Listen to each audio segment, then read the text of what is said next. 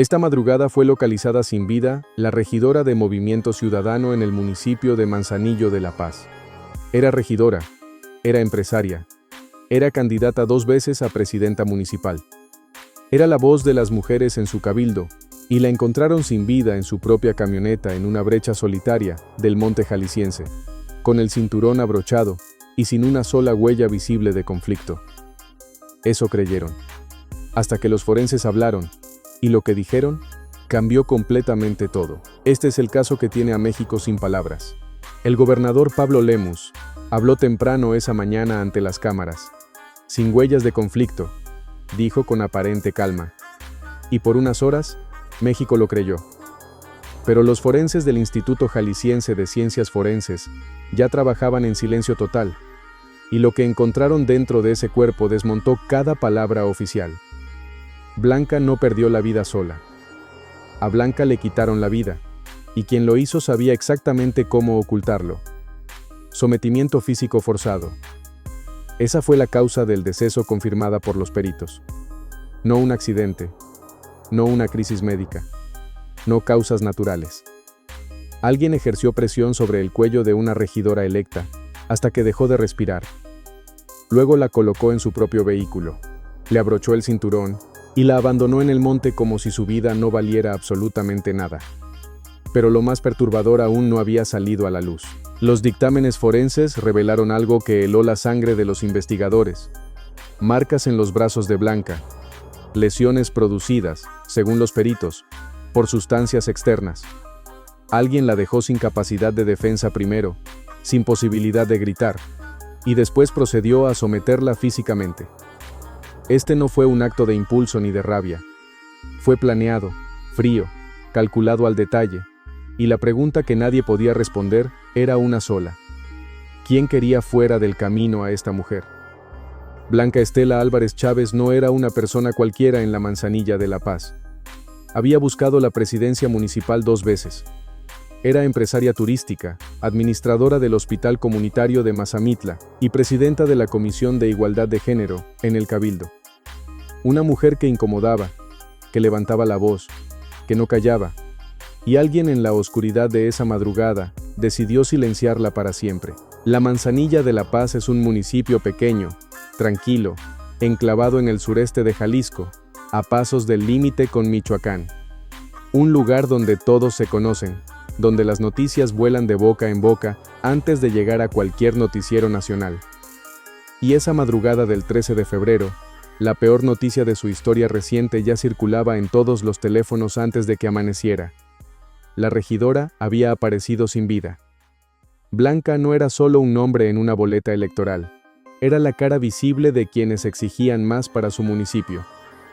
2 veces candidata a presidenta municipal, empresaria turística en una región que vive del lago y del campo fértil, administradora del Hospital Comunitario de Mazamitla, una mujer con raíces muy profundas en esa tierra jalisciense, con adversarios también, claro, y eso en este país puede costar la vida. La encontraron con el cinturón puesto, las pertenencias intactas dentro de la camioneta, sin daños visibles al vehículo, sin señales externas de lucha.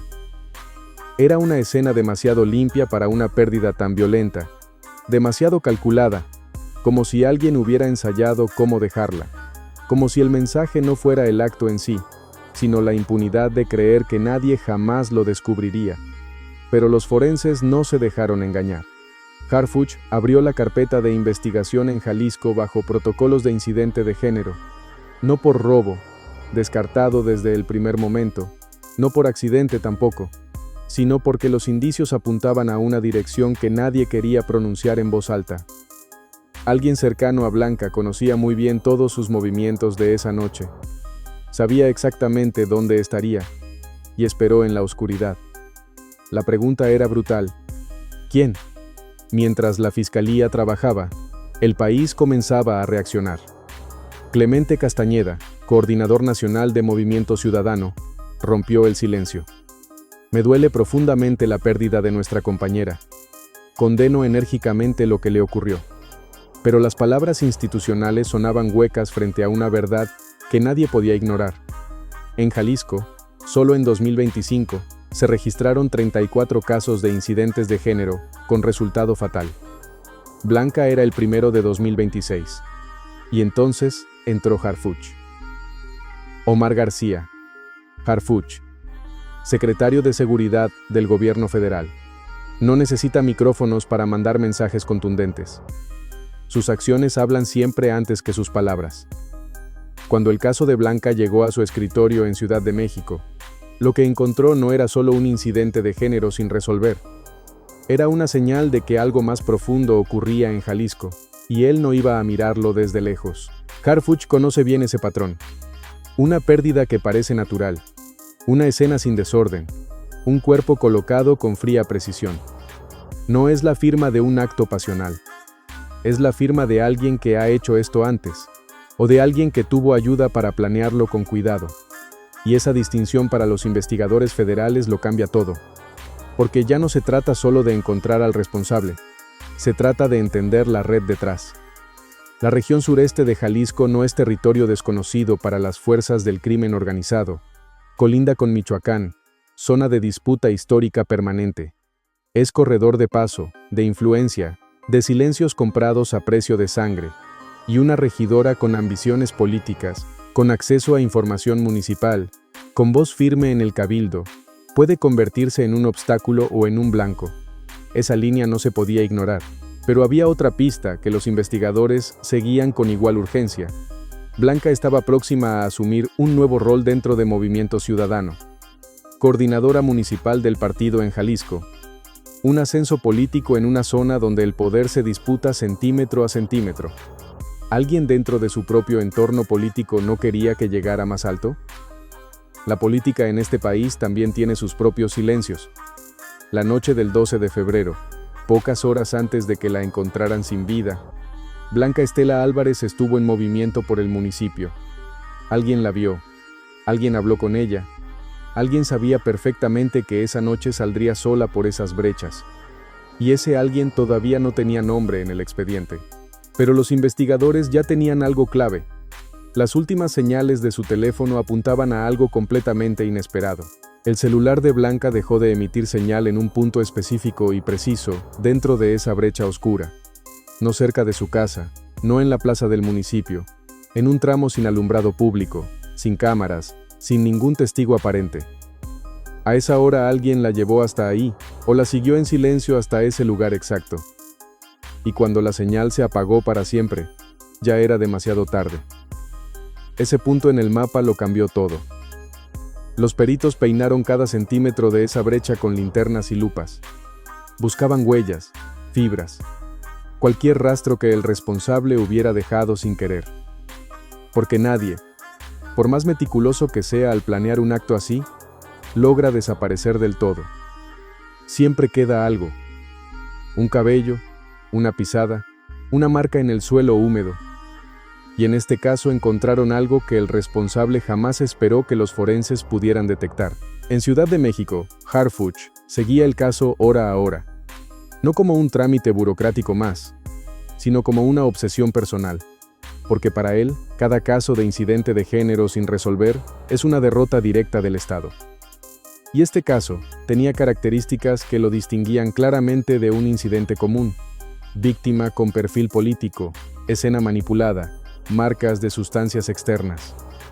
3 elementos que juntos solo significan una cosa: alguien con poder estaba detrás. La familia de Blanca habló. Su hermana fue la primera en romper el silencio público. Ella no tenía adversarios, dijo con la voz quebrada ante los medios. Era una mujer que solo quería servir a su gente. Pero añadió algo que los investigadores ya sospechaban. En las últimas semanas, Blanca había recibido mensajes que la incomodaban. No los denunció, no quiso alarmar a nadie. Y esa decisión les pesaría a todos para siempre. ¿Qué decían esos mensajes? ¿Eran advertencias directas o señales veladas? ¿Venían de alguien conocido o de un número desconocido sin registro? La familia no tenía todas las respuestas todavía, pero sí tenía el teléfono de Blanca cuidadosamente resguardado. Y cuando los peritos forenses lo analizaron con herramientas de extracción digital, lo que encontraron en la memoria del dispositivo los dejó completamente sin habla. En el teléfono de Blanca había conversaciones borradas. No todas, las suficientes para que alguien creyera que nadie las encontraría jamás. Pero el software forense no miente. Recuperó fragmentos, nombres, fechas, y entre esos datos recuperados apareció un hilo de mensajes que los investigadores leyeron 2 veces, 3 veces, incapaces de creer lo que tenían frente a sus ojos. Alguien muy cercano a ella lo sabía todo. No era un extraño. No era un individuo de perfil desconocido. Era alguien que conocía su agenda, sus compromisos, sus rutas habituales en el municipio. Alguien que le escribía con confianza y que en los días previos al incidente comenzó a hacerle preguntas que hoy, en retrospectiva, suenan como un mapa trazado con frialdad. ¿A qué hora sales? ¿Vas a ir sola? ¿Cuándo regresas? Preguntas que parecieron normales. Hoy son evidencia pura. Harfuch recibió el reporte del análisis forense del celular. Lo leyó en silencio absoluto. No hizo comentarios públicos, no convocó a conferencia de prensa. Solo emitió una instrucción breve y directa a su equipo de inteligencia: ampliar el círculo de investigación, porque lo que tomaba forma en ese expediente ya no era solo un incidente de género, era una traición. Y las traiciones en estos casos siempre vienen de adentro. En la Manzanilla de La Paz, el municipio entero respiraba con miedo. Las mujeres del cabildo que trabajaron junto a Blanca pedían seguridad urgente. Las compañeras de Movimiento Ciudadano exigían respuestas concretas. Nadie quería ser la siguiente en aparecer en una brecha. Nadie quería creer que servir a la comunidad pudiera costar la vida. Pero la realidad era brutal y estaba escrita en el expediente de la Fiscalía. El gobernador Pablo Lemus, que horas antes había dicho que no había huellas de conflicto, tuvo que recalibrar su postura. Las instituciones lo desmintieron con datos, y eso en política tiene un costo enorme, porque no se trató de una especulación prematura, sino de una declaración que intentó minimizar un incidente de género desde el primer minuto. Harfuch lo notó, y el país también. Nadie olvidó esas palabras tan fácilmente. La presión sobre la Fiscalía de Jalisco crecía con cada hora que pasaba. Los medios nacionales ya habían tomado el caso con fuerza. Los colectivos de defensa de derechos de las mujeres de Guadalajara exigían resultados urgentes, y en el Congreso local, una diputada pidió formalmente información sobre el avance de la investigación. El caso de Blanca había dejado de ser un asunto municipal. Era un espejo incómodo para todo el estado de Jalisco. Movimiento Ciudadano. Jalisco emitió un comunicado reconociéndola como una servidora pública profundamente comprometida con la igualdad de género en su municipio. Palabras justas, palabras necesarias. Pero las palabras solas no detienen a nadie. Y mientras el partido expresaba condolencias, los investigadores trabajaban contra el reloj. Sabían que cada hora sin un detenido era una hora que el responsable usaba para borrar sus huellas. Harfuch no opera con comunicados. Opera con inteligencia, con coordinación, con presión institucional silenciosa, pero absolutamente implacable. Desde la Secretaría de Seguridad Federal, se activó un canal directo con la Fiscalía Estatal de Jalisco. No para interferir, para acompañar, para asegurarse de que este caso no terminara archivado en un cajón, como tantos incidentes de género que nunca encontraron justicia en este país. Porque eso es lo que más duele de estos casos. No solo el horror del acto en sí, sino la posibilidad real de que queden impunes para siempre. México tiene una deuda histórica con las mujeres que perdieron la vida, cuyos expedientes se enfriaron, cuyos responsables caminan libres, cuyos nombres se pronuncian cada vez con menos fuerza hasta que el olvido los borra. Blanca no podía convertirse en uno más de esos nombres desvanecidos. Y entonces ocurrió algo que nadie esperaba en ese punto de la investigación. Alguien habló. Una fuente cercana al entorno de Blanca, alguien que la conocía desde años atrás, se presentó ante los investigadores con información que no había salido a la luz. Lo que dijo en esa declaración reservada estremeció a todos los que estaban en la sala, porque cambiaba completamente la dirección del caso y apuntaba a un nombre. Ese nombre no era el de un individuo conocido por las autoridades, no era alguien con antecedentes, con expediente abierto, con historial de conductas registradas. Era alguien que en apariencia llevaba una vida completamente ordinaria, alguien que nadie hubiera señalado en una ronda de sospechosos. Y precisamente por eso resultaba tan perturbador, porque los casos más difíciles de resolver no los protagonizan los individuos visibles, los protagonizan los invisibles. Los investigadores cruzaron la información de la fuente con los registros del celular de Blanca. Todo encajaba. Las fechas coincidían perfectamente, los horarios también. Y había algo más. Ese nombre aparecía en los mensajes recuperados del teléfono, no en los borrados, en los que el responsable creyó que no importaban, los que consideró demasiado inocentes para eliminar. Ese fue su error, y ese error lo iba a perseguir para siempre. Harfuch fue informado de manera directa. Leyó el reporte completo, cruzó los datos con su propio equipo de inteligencia en Ciudad de México, y lo que encontró al ampliar el perfil del sospechoso lo obligó a tomar una decisión que normalmente requiere días de análisis. La tomó en horas, porque cuando el perfil encaja y la evidencia habla con claridad, esperar no es prudencia. Esperar es darle tiempo al responsable de desaparecer. En Jalisco, sin que nada trascendiera a los medios de comunicación, comenzaron los movimientos discretos. Unidades de inteligencia civil se desplegaron en zonas clave del municipio y sus alrededores, sin uniformes llamativos, sin operativos visibles, solo ojos abiertos, oídos atentos y comunicaciones encriptadas entre agentes que sabían exactamente qué buscar y a quién vigilar de cerca. El cerco se cerraba en silencio total. La familia de Blanca no sabía nada de esto todavía. Seguían sumergidos en el duelo más profundo, exigiendo justicia en público y llorando en privado. Su hermana declaró a los medios locales que no descansarían hasta ver a un responsable frente a un juez. Y esas palabras, aunque nacían del dolor más puro y genuino, resonaron de forma muy particular en los despachos donde el expediente de Blanca seguía ardiendo sobre las mesas. El sospechoso no lo sabía. Seguía con su rutina diaria. Dormía, comía, hablaba con personas de su entorno como si absolutamente nada hubiera ocurrido.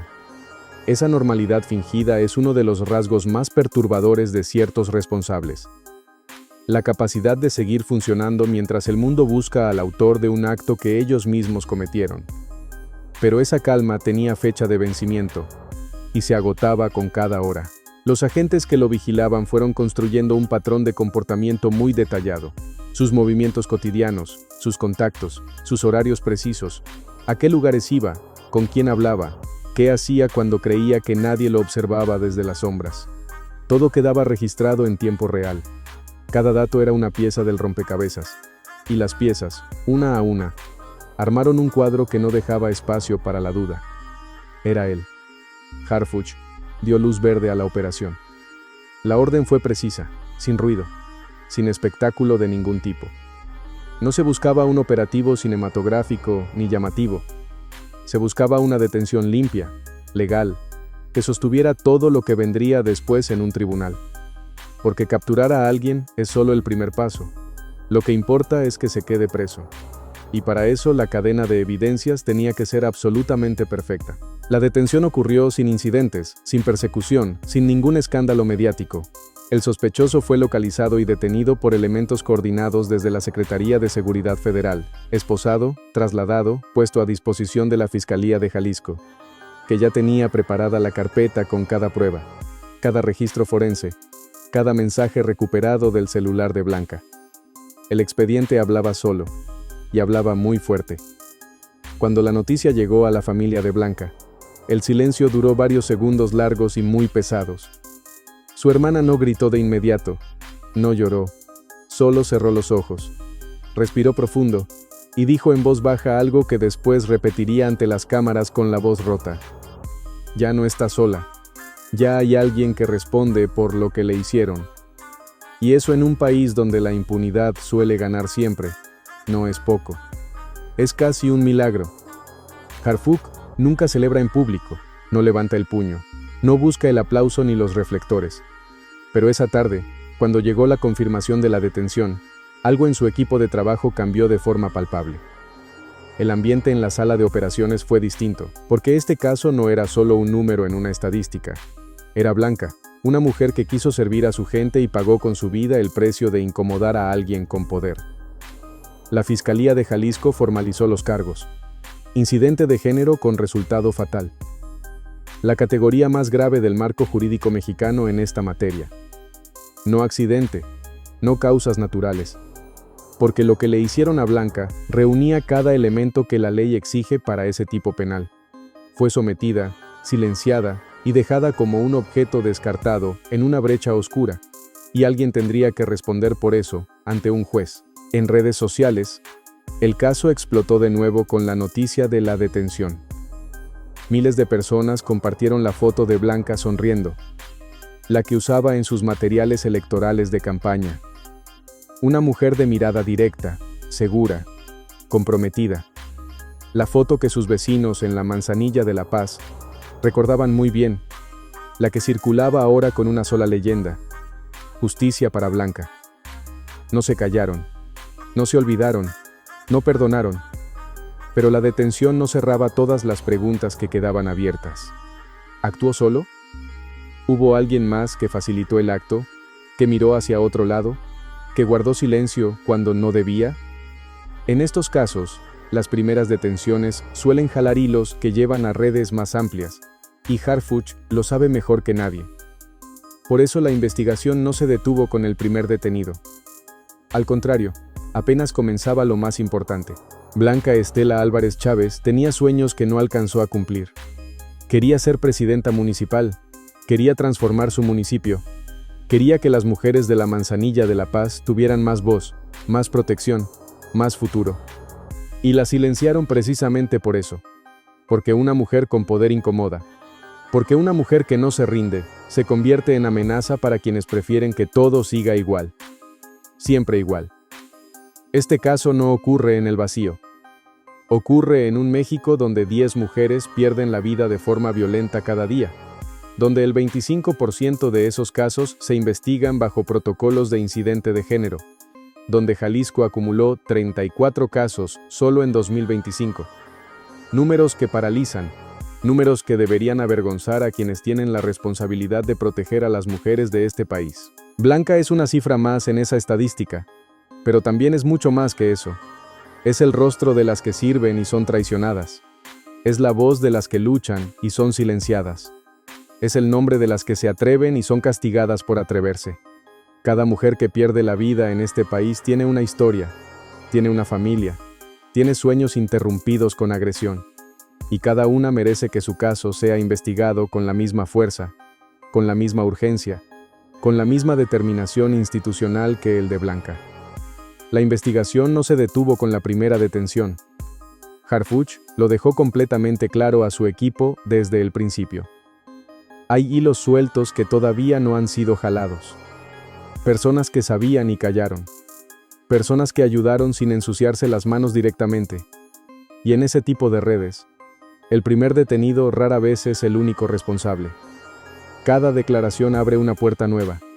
Y detrás de cada puerta hay un nombre. Los peritos forenses seguían trabajando sin descanso. Los analistas de inteligencia seguían cruzando datos hora a hora. Y en algún punto del estado de Jalisco, alguien que creyó haber quedado completamente fuera del radar, comenzó a cometer errores pequeños, casi imperceptibles para cualquiera. Pero los errores, por diminutos que sean, siempre dejan rastro. Y el equipo de Harfuch estaba entrenado exactamente para encontrarlos. Blanca merecía justicia. La está recibiendo. Pero la historia de lo que realmente ocurrió esa madrugada del 13 de febrero, en esa brecha oscura de Jalisco, aún no ha terminado de escribirse por completo. Hay capítulos que los investigadores todavía están leyendo con cuidado. Hay nombres que no se han pronunciado en voz alta. Y hay una verdad que, cuando salga entera, va a sacudir a más de uno. Esto apenas comienza a desmoronarse.